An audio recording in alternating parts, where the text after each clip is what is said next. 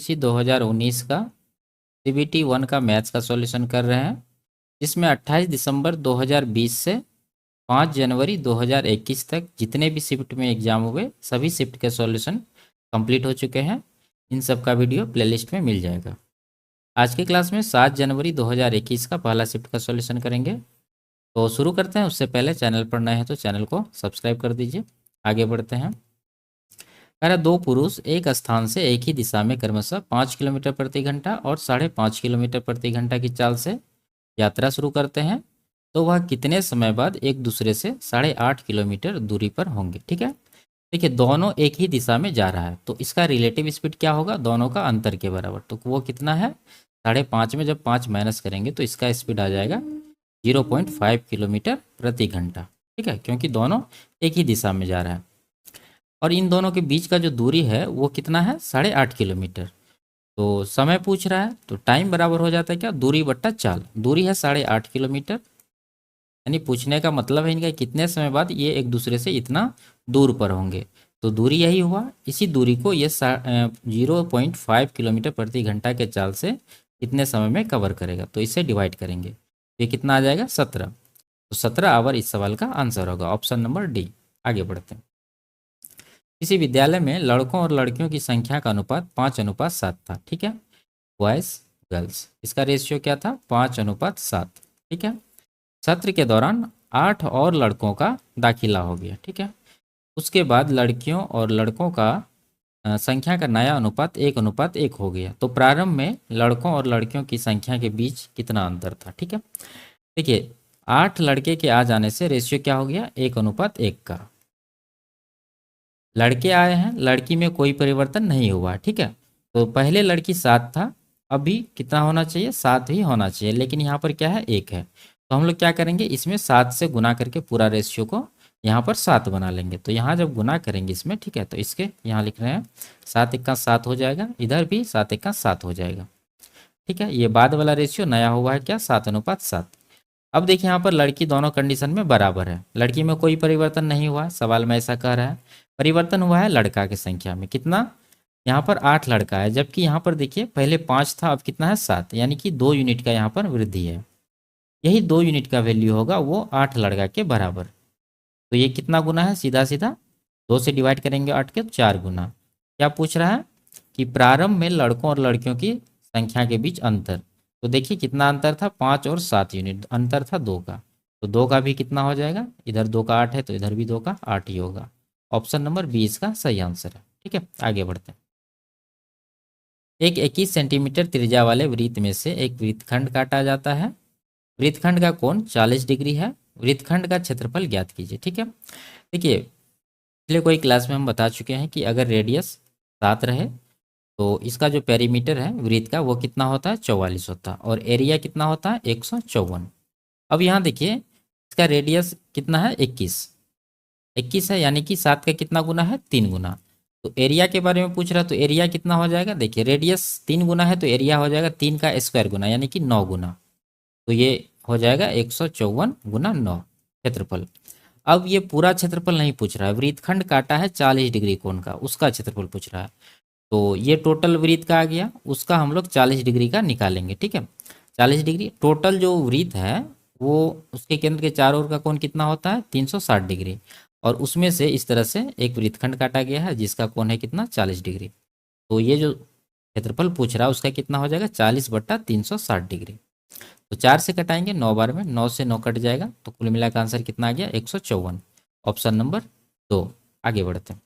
जब संख्या n को 5 से भाग देने पर शेषफल 2 बचता है, तो संख्या n स्क्वायर को 5 से भाग देने पर शेषफल कितना बचेगा। ठीक है, देखिए दोनों कंडीशन में इसका भाजक बराबर है, 5 से ही भाग करना है।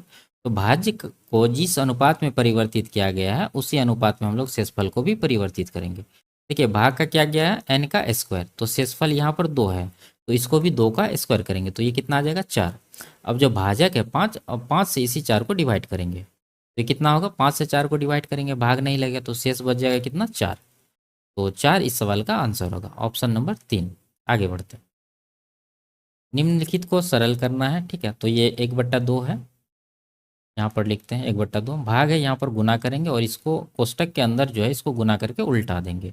तो 2 दूना 4 ऊपर चला जाएगा, नीचे तो 1 रहेगा। और यहाँ पर भी है गुना 1/2, ये भी लिख देंगे। देखिए 2 दूना 4, 4 कट गया, बचा क्या 1। यानी यहाँ से लेके यहाँ तक का वैल्यू आ गया 1। अब आगे देखिए, आगे 1/2 है, भाग है तो गुना लिखेंगे और इन दोनों को गुना करके ऊपर करेंगे। 4 चौके 16 ऊपर जाएगा और नीचे आ जाएगा 3 1 का 3, 2 8 16 यानी 8/3। तो यहाँ क्या था, प्लस था, तो प्लस के बाद आया है 8/3, इसमें जोड़ देते हैं। तो 3 1 का 3 8 है, 11/3 इसका आंसर होगा, ऑप्शन नंबर 1। आगे बढ़ते हैं। किसी वस्तु के विक्रय मूल्य में 50 रुपया की कमी कर देने पर 5% का लाभ 5% की हानि में बदल जाता है। वस्तु का प्रारंभिक विक्रय मूल्य क्या था। देखिए यहाँ पर परसेंटेज में क्या परिवर्तन हुआ है, पहले 5% का लाभ था, अब 5% का हानि है, तो टोटल जो गैप आया है यहाँ पर 10% का आया है। ठीक है, इसको इस तरह से भी समझ सकते हैं, जैसे 5% का लाभ था तो 105% में सामान बिक रहा था, अब यहाँ 5% हानि में बदल गया, यानी अब सामान कितना में बिक रहा है, 95% में। तो यहाँ से भी गैप कितना आएगा, 10%। तो इसी को यहाँ पर लिखे हैं। और टोटल रुपया में कितना का गैप है, 50 रुपये, यानी 50 रुपये का कमी हो रहा है, तो इसी 10% का वैल्यू हो जाएगा 50। तो सीधा सीधा कितना गुना है, 5 गुना। अब पूछ क्या रहा है कि वस्तु का प्रारंभिक विक्रय मूल्य क्या था। तो प्रारंभिक विक्रय मूल्य क्या था, देखिए 5% का लाभ हो रहा था, तो वस्तु कितना में बिक रहा था, 105% में। तो इसी का वैल्यू निकालना है। 10% का 50 है, तो 105% का कितना हो जाएगा, इसका 5 गुना है तो इसका भी 5 गुना करेंगे, तो ये हो जाएगा 525 रुपया। ऑप्शन नंबर डी इसका आंसर है। आगे बढ़ते हैं। एक निश्चित धनराशि पर 4% की वार्षिक दर से 2 वर्ष के लिए लगने वाले चक्रवृद्धि ब्याज और साधारण ब्याज का अंतर 20 रुपया है, तो धनराशि कितनी है। ठीक है, देखिए टाइम 2 वर्ष है, तो अंतर हम लोग आराम से इसका निकाल सकते हैं। कितना हो जाएगा, क्या होता है फॉर्मूला, R² बट्टा 100%, यही 2 साल का अंतर होता है चक्रवृद्धि ब्याज और साधारण ब्याज में। तो यहाँ पर R है 4, तो 4² 16, 16 को 100 से डिवाइड करेंगे तो ये आ जाएगा कितना, 0.16%। ठीक है, अब यहाँ पर देखिए अंतर ये आया है, जबकि रुपया में अंतर है 20, तो इसी का वैल्यू हो जाएगा 20 रुपया के बराबर। धनराशि पूछ रहा है यानी कि 100%, तो 100% का कितना हो जाएगा 20, इसको ये 0.16 से डिवाइड करेंगे और 100% का निकालना है तो 100 से यहाँ पर गुना करेंगे, पॉइंट हटा के 100 और यहाँ पर लगा देंगे। 4 चौके 16, 4 से 25, ठीक है, 4 से 5 बार में 25 गुना 5, 125 पर 2 जीरो, तो ये आ गया कितना, 12,500। ऑप्शन नंबर 1 इसका आंसर है। आगे बढ़ते हैं। एक वृत्त किसी त्रिभुज ABC की भुजा BC को बिंदु P पर स्पर्श करता है।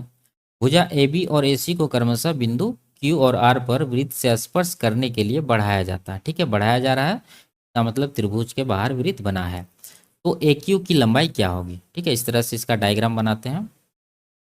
ये मान लीजिए त्रिभुज है, इसका नाम क्या है, ABC, ABC, और एक वृत्त है, ठीक है, जो BC को P पर स्पर्श करती है। इस तरह से P पर स्पर्श करते हुए ऐसे करके खींचा गया। ठीक है, अब ये वृत्त पर स्पर्श कराने के लिए AB को बढ़ाया गया है, जो कि Q बिंदु पर वृत्त को स्पर्श करती है। इस तरह से बढ़ा देंगे। यहाँ पर मान लीजिए यहाँ स्पर्श कर रहा है, इसका नाम क्या है, Q। उसी तरह से AC को बढ़ाया गया है, यहाँ पर बढ़ा देते हैं, और ये R बिंदु पर वृत्त को स्पर्श कर रहा है। अब AQ का लंबाई पूछ रहा है, A से Q का। ठीक है, देखिए AQ का पूछे या AR का पूछे, दोनों बराबर है। वृत्त का स्पर्श रेखा जो है, कोई वृत्त से जब स्पर्श रेखा खींची जाती है तो दोनों स्पर्श रेखा इनके बराबर होते हैं। ठीक है, तो AQ बराबर AR बराबर क्या हो जाता है, 1/2 त्रिभुज का परिमाप, यानी तो इसको भुजा में लिख सकते हैं, AB plus BC plus CA। ठीक है, आप इस फॉर्मूला को डायरेक्टली याद रख सकते हैं। दो संख्याओं का अनुपात 2:3 है। दोनों संख्याओं में 4 जोड़ने पर अनुपात 7:10 हो जाता है। तो दोनों संख्याओं के बीच अंतर क्या है। ठीक है, देखिए अनुपात क्या है, 2:3, और लास्ट वाला अनुपात क्या है, 7:10। और ये क्यों हुआ है, दोनों में 10 4 4 जोड़ा गया, तो दोनों में 4 यहाँ पर हम लोग जोड़ देते हैं। अब देखिए इसको क्रॉस मल्टीप्लिकेशन करके अंतर लेंगे, 7 या 21, 10 दूना 20, अंतर आ रहा है 1 यूनिट का। और नीचे भी लेंगे, 10 चौके 40, 7 चौके 28, अंतर आ रहा है कितना, 12 का। तो 1 यूनिट का वैल्यू 12 आया। तो क्या पूछ रहा है, दोनों संख्याओं के बीच अंतर क्या होगा। तो अंतर कितना है, देखिए 2 और 3, अंतर है 1 यूनिट का। 1 यूनिट का यहाँ निकल चुका है पहले ही, 12 इस सवाल का आंसर होगा, ऑप्शन नंबर सी। ठीक है, आगे बढ़ते हैं। 5 पुरुष किसी दीवार को 12 दिन में बना देते हैं, तो मूल दीवार से 50% अधिक दीवार 10 दिन में बनाने के लिए कितने पुरुषों की आवश्यकता होगी? बनाने के लिए कितने पुरुषों की आवश्यकता होगी? देखिए 5 पुरुष 12 दिन में कर रहे हैं, तो टोटल वर्क जो होगा यहाँ से कितना होगा? आदमियों की संख्या गुना दिन, यानी कि 12, 60 होगा। अब इतना काम टोटल वर्क है, लेकिन यहाँ पर क्या कह रहा है कि मूल दीवार से 50% अधिक। 50% का फ्रैक्शन हो जाएगा कितना? 1/2। ठीक है, 1/2 यानी कि 2 पर 1 अधिक, ये हो जाएगा कितना? 3/2। तो टोटल वर्क का अब 3/2 करना है और इसको 10 दिन में कंप्लीट करना है, तो 10 से इसको डिवाइड भी करेंगे तो निकल जाएगा। कितना आ जाएगा? 2 छः के 12, 5 दूना 10, 2 तिया 6, 3 गुना 3 कितना आ गया? 9। 9 पुरुषों की आवश्यकता होगी, ऑप्शन नंबर बी इसका सही आंसर है। आगे बढ़ते हैं। किसी कार के मूल्य में प्रतिवर्ष 20% के दर से अवमूल्यन होता है, यानी उसका मूल्य प्रत्येक वर्ष 20% घट जा रहा है। 2 वर्ष बाद कार का मूल्य 4,80,000 है, तो कार का वास्तविक मूल्य क्या था? देखिए 20% का फ्रैक्शन कितना है? 1/5, यानी 5 पर 1 कम हो जा रहा है प्रत्येक वर्ष। 5 से घट के कितना हो जाएगा? 4। तो ये 1 वर्ष का है, लेकिन यहाँ पर टोटल टाइम कितना है? 2 वर्ष का, तो इसका हम लोग क्या करेंगे? स्क्वायर करेंगे। जैसे चक्रवृद्धि ब्याज में करते थे, उसमें प्लस होता था, इसमें माइनस हो रहा है, तो यहाँ पर कितना आएगा? 25:16। ये पहले वाला प्राइस है, ये बाद वाला है। ये बाद वाला प्राइस यहाँ पर दे रखा है कितना? 4,80,000। ठीक है, तो 16 यूनिट का वैल्यू हो जाएगा 4,80,000। तो ये कितना गुना है? ये सीधा 3 से भाग लग रहा है। ठीक है, उसके बाद 4 जीरो, इधर भी 3 से गुना करके 4 जीरो लगाएंगे। 25 या 75, उस पर 4 जीरो, तो आ गया टोटल कितना? 7,50,000। ऑप्शन नंबर 2 इसका सही आंसर है। आगे बढ़ते हैं। चक्रवृद्धि ब्याज पर जमा की गई राशि 12,000 की धनराशि 5 वर्ष में 2 गुनी हो जाती है, तो वह धनराशि 15 वर्ष में कितनी गुनी हो जाएगी? देखिए 5 वर्ष में 2 गुनी, यहाँ पर लिखते हैं 1 से 2 हो जा रहा है। ठीक है, और इसको टाइम कितना लग रहा है? 5 साल का। अब यहाँ पर 1 से कितना हो जाएगा? 15 साल में। अब देखिए यहाँ पहले टाइम था 5 साल, अब है कितना? 15 साल। ठीक है, अब देखिए यहाँ पर 2 में हम लोग देखेंगे, 2 पर पावर क्या है? 1 है।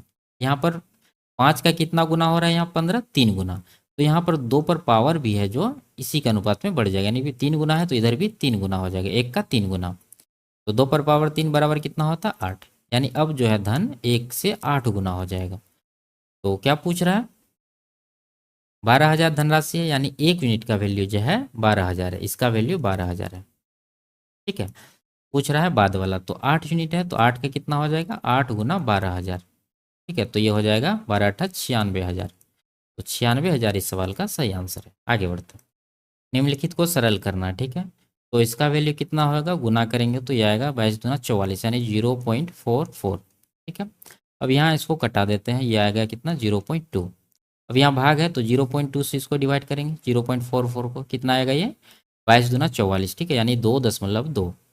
यहाँ से लेके यहाँ तक का वैल्यू कितना आया है? 2.2। अब आगे देखिए, 2 से कटाएंगे 2 बार में, और यहाँ पर गुना है करेंगे तो कितना होगा? 0.04। तो इसमें ये माइनस करना पड़ेगा, तो कितना आएगा? ये आएगा 1। तो यहाँ गुना है, 2 गुना 1 करेंगे तो क्या होगा? 2। माइनस के इस तरफ आ गया 2 और इस तरफ आ गया 2.2, तो कितना आएगा? 2.2 माइनस 2 बराबर 0.2। ऑप्शन नंबर 2 इसका आंसर है। आगे बढ़ते हैं। इसमें क्या कह रहा है कि यदि सौरभ और कृपाल एक साथ मिलकर कार्य करते हैं तो वे उसे कितने दिनों में पूरा करेंगे? देखिए सौरभ है यहाँ पर, ठीक है, ये कितने दिन में कर रहे हैं? 30 दिन में। और कृपाल है, ये कितने दिन में कर रहे हैं? 20 दिन में। तो दोनों साथ करेंगे तो कितना? तो 30 है, 20 है, टोटल वर्क हो जाएगा कितना? एलसीएम 60। तो 30 दूना 60, 20 तिया 60। 60 को इसका एफिशिएंसी 2 और 3, 5 से डिवाइड करेंगे तो टोटल कितना हो जाएगा? 12 दिन। तो 12 दिन में दोनों मिलकर काम को पूरा कर लेंगे, ऑप्शन नंबर डी। आगे बढ़ते हैं। यदि ये दिया है तो थीटा का मान पूछ रहा है। ठीक है, तो इसको आप 10 2 थीटा बराबर, ये 3 को इस तरफ लाएंगे प्लस में होगा, और ये √3 को जब इस तरफ लाएंगे तो नीचे आ जाएगा। ठीक है, इससे कटाएंगे इसको √3 बार में। अब देखिए यहाँ पर 10 2 थीटा बराबर हो जाएगा, 10 में √3 कितना डिग्री का मान होता है? 60 डिग्री का। ठीक है, तो यहाँ से इसको 10 लिख देते हैं यहाँ पर। अब यहाँ देखिए 10 10 तो है ही, टू थीटा बराबर कितना हो जाएगा 60 डिग्री। तो यहाँ से 2 से कटा देंगे इसको 30 डिग्री। थीटा का मान आ गया 30। ऑप्शन नंबर डी इसका आंसर है। आगे बढ़ते। एक छात्र ने किसी परीक्षा में 65% अंक प्राप्त किए, परंतु ये अर्हता अंकों से 20% कम थे, यानी जो नंबर पास होने के लिए चाहिए उससे 20% कम था। दूसरे छात्र ने उसी परीक्षा में 80% अंक प्राप्त किए और ये अंक अर्हता अंकों से 5% अधिक थे। तो परीक्षा का पूर्णांक क्या था? ठीक है, देखिए पास होने के लिए कितना परसेंट चाहिए। देखिए दूसरा बच्चा जो है 80% लाया है, जो कि 5% अधिक है। तो पास होने के लिए कितना चाहिए? 80 माइनस 5 यानी कि 75% ही चाहिए। ठीक है, अब यहाँ देखिए पहला छात्र 65% लाया है, ये 20% से फेल हो गया है और पास होने के लिए चाहिए 75%। तो कितना का गैप यहाँ पर है? 10% का। यही 10% का वैल्यू हो जाएगा ये जो अंक का कमी है 20 ये। ठीक है, तो ये सीधा सीधा 2 गुना है। क्या पूछ रहा है? परीक्षा का पूर्णांक यानी कि 100%। तो 100% का 2 गुना 200। ऑप्शन नंबर डी इसका आंसर है। आगे बढ़ते हैं। 3 अंकों की सबसे बड़ी संख्या में कौन सी न्यूनतम संख्या जोड़ी जाए कि योगफल एक पूर्ण वर्ग बन जाए? तो 3 अंकों की सबसे बड़ी संख्या कौन सी है? 3 बार 9 लिखेंगे यानी 999। अब इसमें कौन सी संख्या जोड़ेंगे कि पूर्ण वर्ग बन जाए? न्यूनतम। ठीक है, तो 999 के बाद वर्ग संख्या कौन सी है? 1024, 1024। ठीक है, जो कि होता है क्या? 32 का स्क्वायर। और इससे पहले 31 का स्क्वायर होता है, वो कितना होता है? 961। तो 961 999 से छोटा हो जाएगा। तो यहाँ देखिए 1024 ही होगा। तो कितना बढ़ाना पड़ेगा? 14 में से 9 घटा 5 और यहाँ 11 में से 9 घटा 2, 25 इसमें जोड़ना पड़ेगा 999 में, तब जाके ये 1024 बनेगा। तो ऑप्शन नंबर सी इसका आंसर है। आगे बढ़ते हैं। 23 का वह न्यूनतम गुणज क्या होगा जिसे 18, 16 और 24 से भाग देने पर क्रमशः 7, 10 और 13 शेषफल बचता है? ठीक है, तो क्रमशः सभी का शेषफल बच रहा है, तो वो संख्या निकालने के लिए हम लोग क्या करते हैं? इसको माइनस करें, यानी 18 में 7 घटाएगा, कितना बचेगा? 11। और यहाँ 21 में 10 घटाएंगे 11, 24 में 13 घटाएंगे 11, यानी सबका जो है अंतर कितना है? 11 है। तो वो संख्या कौन सा होगा? इन तीनों नंबर का एलसीएम। ठीक है, एलसीएम माइनस का ये 11, ये हम लोग करेंगे। और आगे जो ये 23 का गुणज भी कर रहा है, तो वो कंडीशन आगे देखते हैं यहाँ पर निकाल के। तो पहले एलसीएम निकालना होगा। 24, 21, 18 का क्या हो जाएगा? वो हो जाएगा एलसीएम, यहाँ पर लिखते हैं एलसीएम बराबर सबसे बड़ी संख्या मानते हैं 24। अब 21 का 24 में क्या है? 3 है, 7 नहीं है, तो 7 से गुना करेंगे। अब 18 का क्या है? इसमें 6 है। ठीक है, 6 चौक 24 होता है। 6 है, 3 नहीं है, तो 3 से यहाँ पर गुना करेंगे। तो ये कितना आ गया? 7 या 21, 21 चौके 84 बचा 8, 21 दूना 42, 8 50, 504। ठीक है, अब यहाँ 23 का गुणज भी हो रहा है, तो वो नंबर कौन सा होगा? वो नंबर किस फॉर्म में होगा? 23, यहाँ पर 504 आया है, तो 504 के माइनस 11। ठीक है, और बटा 23 इस, तो ये कितना आ जाएगा? अंतर लेंगे तो ये आएगा कितना? 3013। 3013 23 से कट रहा है। ठीक है, तो 3013 ही इस सवाल का आंसर होगा। आगे बढ़ते हैं। यदि x अनुपात y 3:4 है तो इसका मान क्या है? ठीक है, सिंपल सा मान रख के अनुपात ले लेना है। तो 4 या 12, इधर भी 12, 12 12 24 हो गया। अनुपात इधर कितना होगा? y का मान 4 है, 4 चौके 16 माइनस x का मान 3, 4 या 12, अंतर आ रहा है कितना? 4 का। तो 4 1 4, 4 6 24, यानी 6:1 इसका आंसर है। आगे बढ़ते हैं। यदि समीकरण ये दिया हुआ है का एक मूल 5/2 है, तो समीकरण का दूसरा मूल और m का मान क्या होगा? ठीक है, तो पहले हम लोग m का मान आसानी से यहाँ पर निकाल सकते हैं। ये जो पहला मूल दिया हुआ है इसका वैल्यू इसमें रख के, तो क्या होगा? देखिए यहाँ पर 2x² है, तो 2 गुना x के जगह पर 5/2 रखेंगे, तो इसका स्क्वायर करना पड़ेगा, यानी कि ये हो जाएगा 25/4। उसके बाद माइनस से माइनस देंगे, 8x, 8x का मान 5/2। उसके बाद माइनस m को इस तरफ भेजेंगे, तो ये बन जाएगा प्लस का m।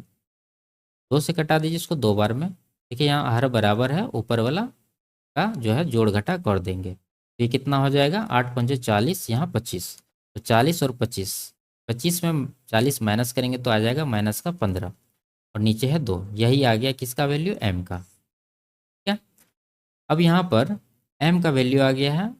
अब दूसरा मूल निकालना, तो हम लोग यहाँ पर मूलों का गुणनफल का फॉर्मूला लगाएंगे, यानी अल्फा इंटू बीटा। वो क्या होता है? c/a। तो अल्फा यानी पहला मूल दिया हुआ 5/2 गुना बीटा दूसरा मूल निकालना है, और सी बट्टा ए। सी का मान कौन सा है, एम। एम का मान आया है माइनस का 15/2, ठीक है। और एक माइनस समीकरण में भी है, तो कुल मिला के माइनस और माइनस क्या हो जाएगा, प्लस, यानी 15/2 इसको डायरेक्ट हम लोग लिखते हैं। और नीचे ए का वैल्यू कितना है, सी बट्टा ए। सी का मान कौन सा है, एम। एम का मान आया है माइनस का 15/2, ठीक है। और एक माइनस समीकरण में भी है, तो कुल मिला के माइनस और माइनस क्या हो जाएगा, प्लस, यानी 15/2 इसको डायरेक्ट हम लोग लिखते हैं। और नीचे ए का वैल्यू कितना है, एक्स स्क्वायर का गुणांक होता है ए 2। अब यहाँ पर बीटा बराबर हो जाएगा 15 ये दोनों गुना हो जाएगा, 2 दूना 4, और ये जाएगा तो 2/5 हो जाएगा। तो 5 से कटा देंगे 3 बार में, 2 से कटा देंगे 2 बार में, यानी बीटा आ गया है कितना, 3/2। तो 3/2 और 15/2 माइनस में इस सवाल का आंसर है, ठीक है। आगे बढ़ते हैं। यदि दो क्रमागत धनात्मक विषम पूर्णांकों के वर्गों का अंतर 56 है, तो दोनों क्रमागत विषम पूर्णांक ज्ञात कीजिए, ठीक है। अब यहाँ देखिए वर्गों का अंतर 56 है, तो आप ऑप्शन से यहाँ पर डायरेक्ट चेक कर सकते हैं। इकाई अंक चेक करना है सिर्फ, 9×9 = 81, इकाई अंक एक बार है 7×7 = 49। तो 11 में से 9 घटेगा 2, इकाई अंक यहाँ पर 6 है, तो ये नहीं होगा। इस तरह से यहाँ भी करेंगे, 25×25, इकाई अंक 5 आ रहा है, 3×3 = 9 आ रहा है। 15 में से 9 घटेगा तो कितना बचेगा, 6, इकाई अंक 6 है, तो ये हो सकता है। आगे भी चेक कर लेंगे, 3×3 = 9 और 1, 9 में से 1 घटेगा 8, ये नहीं होगा। 7×7 = 49, 9 में से 5 घटा 4, ये भी नहीं होगा। तो एक ही ऑप्शन है, ये इसका सही आंसर है, ठीक है। आगे बढ़ते हैं। पाई चार्ट दिया हुआ है, इसमें क्या करें, यदि मनीष का वेतन 50,000 है और उसकी इच्छा है कि मासिक बचत दोगुनी हो और उसके घरेलू खर्च पर उसकी शेष राशि का 50% खर्च हो, उसको अन्य खर्चों पर कितनी राशि कम करने की आवश्यकता होगी, ठीक है। देखिए टोटल खर्च इसका कितना है, 50,000, और मासिक बचत कितना था पहले, 10%, यानी 50,000 का 10% कितना होगा, 5,000, ठीक है। लेकिन अब उसको बचत करना कितना है, 2 गुना, ठीक है। तो 5,000 प्लस 5,000 का और बचत करना, तो कुल बचत करना है इसको 10,000 का। अब टोटल 50 है, 50 में 10,000 बचत करेगा तो शेष कितना बचा, शेष बचेगा 40,000, यहाँ पर लिख रहे हैं 40,000 है। अब आगे क्या कह रहा है कि उसके घरेलू खर्च उसकी शेष राशि का 50% हो, ठीक है। तो शेष राशि कितना बचा, 40,000, 40,000 का 50% कितना हो जाएगा, 50%, ये हो जाएगा 20,000। यानी कि घरेलू खर्च जितने भी हैं उस पर केवल 20,000 ही खर्च होगा, उससे ज़्यादा नहीं होगा। लेकिन यहाँ देखिए अब उसके पास 10,000 बचत हो गया, 40,000 बचा, उसके बाद 40,000 में 20,000 ये घरेलू खर्च पर खर्च करना चाहता है। अब फाइनली उसके पास कितना बचा, 40 में से 20 माइनस करेंगे तो बचेगा 20,000, ठीक है। अब देखिए उसके अन्य खर्चों पर कितनी राशि कम करने की आवश्यकता है। अब उसके पास 20,000 ही है, इसी 20,000 में अब बाकी का खर्च को मैनेज करना पड़ेगा। बाकी का खर्च कौन सा है, मेडिसिन, ट्रैवलिंग और एजुकेशन। कुल मिला के कितना परसेंट, 20, 15, 35, 5, 40, 10, 50%, ठीक है।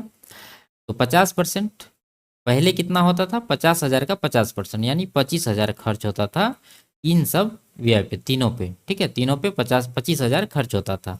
अब उसको 20,000 ही हो रहा है, तो कितना का कम करना होगा, 25 में से 20 घटाएंगे तो 5,000 का कमी करना होगा इन तीनों खर्चों पर।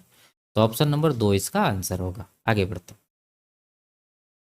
यदि ये दिया है तो एक्स का मान पूछ रहा है, ठीक है। तो इसको इस तरफ ले आइए, क्या हो जाएगा, ये देखिए क्या है, ये 12 है, 2 दूना 4 दिया 12 होता, तो 2 बाहर आएगा, रूट के अंदर क्या बच जाएगा, 3। और ये जब एक्स √3 को इस तरफ लाएंगे तो ये हो जाएगा बराबर 4। अब यहाँ माइनस करेंगे तो एक्स √3 होगा बराबर 4, तो एक्स बराबर हो जाएगा 4/√3, ऑप्शन नंबर 2। आगे बढ़ते हैं। यदि 10 मीटर ऊंचे खंभे की छाया की लंबाई इतना है तो सूर्य का उन्नयन कोण कितना होगा, ठीक है। मान लीजिए एक खंभा है और ये जो है छाया की लंबाई है, और यहाँ पर इसको मिलाते हैं। खंभे की ऊंचाई है 10 मीटर और परछाई की लंबाई है 10√3।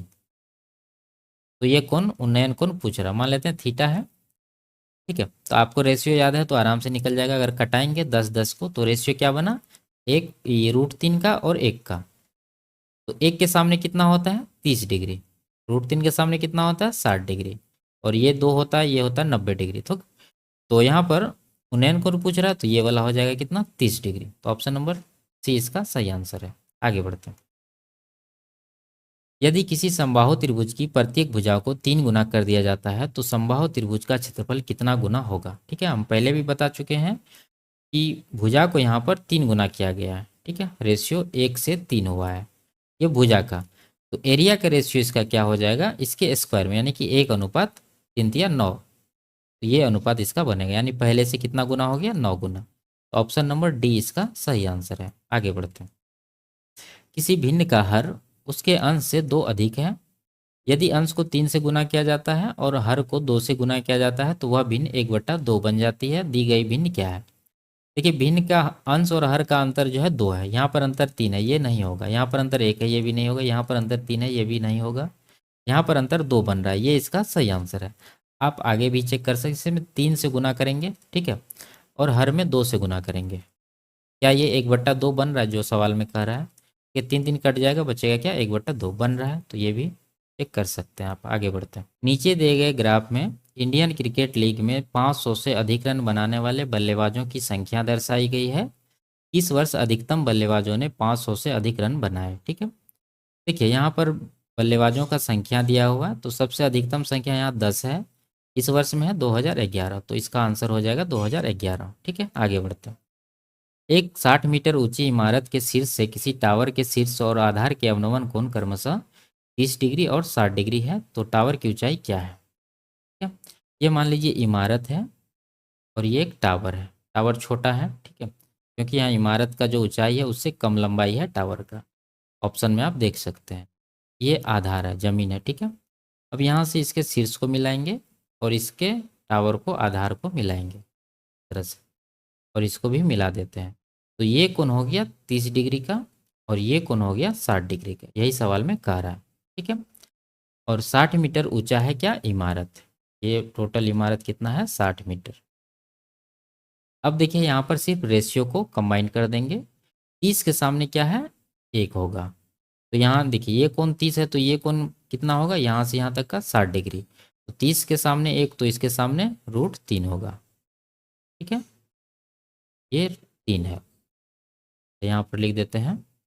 और आगे देखिए ये वाला त्रिभुज में, बड़ा वाला में, यहाँ 60 डिग्री है, तो ये वाला कोण कितना बचा, 30 डिग्री का। अब देखिए ये जब √3 है तो नीचे वाला भी क्या होगा, √3 ही होगा। अब देखिए 30 डिग्री के सामने √3 है, तो 60 डिग्री के सामने कितना होगा, 3 यूनिट होगा। ठीक है, अब ये 3 यूनिट जो आया है यहाँ से लेके यहाँ तक का आया है। अब रेशियो बैलेंस है, अब जो वैल्यू दिया है उस पर रख के आराम से वैल्यू निकाल सकते हैं। अब ये निकालना है, इसी का पूछ रहा है। देखिए 3 है, ये 2 है, तो ये कितना बचेगा, 3 में से जब ऊपर वाला एक माइनस करेंगे तो 2 बचेगा, यानी यहाँ से यहाँ तक का दूरी 2 यूनिट है। जब ये 2 है तो ये भी कितना होगा, 2 यूनिट ही होगा। इसी का वैल्यू निकालना है। अब देखिए पूरा 3 है, 3 यूनिट है, और पूरा का ऊंचाई 60 मीटर है, तो 3 का वैल्यू 60 मीटर है, 20 गुना है। तो इधर भी हम लोग क्या करेंगे, 20 गुना करेंगे, तो 20 गुना कितना हो जाएगा, 40 मीटर। ऑप्शन नंबर 2 इसका आंसर होगा। आगे बढ़ते हैं। यदि P का वैल्यू ये है और Q का ये है तो P/Q क्या होगा। ठीक है, तो सिंपल सा है। P का मान कितना है, 2 + √3, और Q का है 2 - √3। आप यहाँ पर डायरेक्ट देख सकते हैं, हर का जो है स्क्वायर का अंतर 1 आ रहा है, तो आप डायरेक्ट इसको इस तरह से लिख सकते हैं। ये हो जाएगा 2 + √3 का होल स्क्वायर। तो इसको स्क्वायर कर दीजिए, 2 दूना 4 + 3 + 2 दूना 4 √3, यानी 7 + 4 √3 इस सवाल का आंसर होगा। Option number D. या नहीं तो आप इस तरह से परिमेकरण, यहाँ पर माइनस में है तो यहाँ पर 2 + √3, नीचे भी 2 + √3 से गुना करके कर सकते हैं। ठीक है, आगे बढ़ते हैं। पहली 5 भाज्य संख्याओं का माध्य, पहली 5 अभाज्य संख्याओं के माध्य का अंतर कितना होगा। तो पहली 5 भाज्य संख्या कौन सी है, 4 है। 4 से स्टार्ट करेंगे, 4, 6, 8, 9, 10। ठीक है, सबको जोड़िए, 10, 9, 19, 8, 27, 27 से 33, 4, 37। टोटल 5 नंबर है तो 5 से डिवाइड करेंगे, ये एवरेज आ गया। और इसी तरह से अभाज्य संख्या को भी निकालेंगे। तो सबसे छोटी अभाज्य संख्या 2 है, 2 से शुरू करेंगे, 2, 3, 5, उसके बाद 7, उसके बाद 11। टोटल कितना हो रहा है, 11, 7, 18, 5, 23, 3, 26, 2, 29, 28, 28/5। ठीक है, अब यहाँ पर एवरेज दोनों का निकल गया, दोनों का अंतर पूछ रहा तो अंतर ले लीजिए। यहाँ पर हर बराबर है तो 37 - 28 करेंगे, तो 28, 9, 37 होता है। ठीक है, तो 9/5 इसका अंतर आया। डिवाइड कर दीजिए, 5 1 5, 5 8 40, यानी 1.8 इसका आंसर होगा। आगे बढ़ते हैं। समांतर चतुर्भुज ए बी सी डी में ए एल और सी एम क्रमशः सी डी और ए डी के लंब हैं। ए एल 20 सेंटीमीटर है, सी डी 18 सेंटीमीटर है और सी एम 15 सेंटीमीटर है, तो उस समांतर चतुर्भुज का परिमाप क्या होगा। ठीक है, परिमाप मतलब चारों भुजाओं का योग निकालना है। यहाँ पर एक समचतुर्भुज, ये समांतर चतुर्भुज बना लिए हैं। ये ए है, बी है, सी है, डी है। ठीक है, अब यहाँ पर ए एल जो है सी डी का अभिलंब चतुर्भुज, ये समांतर चतुर्भुज बना लिए हैं। ये ए है, बी है, सी है, डी है। ठीक है, अब यहाँ पर ए एल जो है सी डी का अभिलंब है, तो ए से एल लिखेंगे सी डी पर, ए से एल इस तरह से बना देंगे। ठीक है, ये एल है। अब आगे है कि सी एम जो है ए डी पर अभिलंब है। सी एम कहाँ है, सी एम को बनाना है ए डी पर, इस तरह से यहाँ सी से एम खींचे हैं, ये अभिलंब है ए डी पर। अब ए एल है 20 सेंटीमीटर, यानी ये दिया है 20 सेंटीमीटर। सी डी 18 है, सी डी कहाँ पर, यहाँ 18 सेंटीमीटर है ये। और सी एम 15 है, सी एम ये है, ये कितना है 15, यहाँ से लेके यहाँ तक। ठीक है, अब इसका परिमाप निकालने के लिए भुजा चाहिए, तो भुजा हम लोग कैसे निकालेंगे, एक भुजा दिया हुआ है तो दूसरा निकाल लेते हैं। यहाँ देखिए, अब यहाँ पर क्षेत्रफल को बराबर करेंगे। अगर आधार 18 है तो इसका ऊंचाई 20 है, यानी क्षेत्रफल निकालने के लिए 18 गुना 20 करेंगे। उसी तरह से यहाँ भी करिए। अगर ये ऊंचाई 15 है तो आधार ए डी है, तो यानी ए डी गुना ऊंचाई 15 करेंगे। तो यहाँ से कटाएंगे, 5 से 3 बार में, 5 से 4 बार में, 3 से 6 बार में। ए डी का वैल्यू कितना आ गया, ए डी बराबर आ गया 24। ठीक है, यानी ये ए डी आ गया 24 सेंटीमीटर। जब ये 24 है तो ये भी 24 होगा, और ये 18 है तो ये भी 18 होगा। यानी परिमाप कितना हो गया, 24 8 32 10 42 दूना 84 सेंटीमीटर। तो ऑप्शन नंबर ए इसका सही आंसर है। आगे बढ़ते हैं। नीचे दिए गए ग्राफ में क्या दिया हुआ है, मोबाइल फ़ोन की बिक्री में हुई प्रतिशत की गणना करिए। कौन सा, 2004 से 8 तक। तो देखिए 4 में है 35 और 8 में आ गया 70, कितना गुना हो गया, 2 गुना। जब 2 गुना हो जाए तो ये 100% वृद्धि होता है। 3 गुना होगा तो ये कितना हो जाएगा, 200%। 4 गुना होगा तो ये कितना हो जाएगा, 300%। यानी जितना गुना हो रहा है उससे एक कम करके 100 से गुना करके परसेंटेज में आंसर होगा। तो इसका आंसर कौन सा हो जाएगा, सी। आगे बढ़ते हैं। तो ये लास्ट सवाल था। वीडियो आपको कैसी लगी कमेंट में ज़रूर बताइए।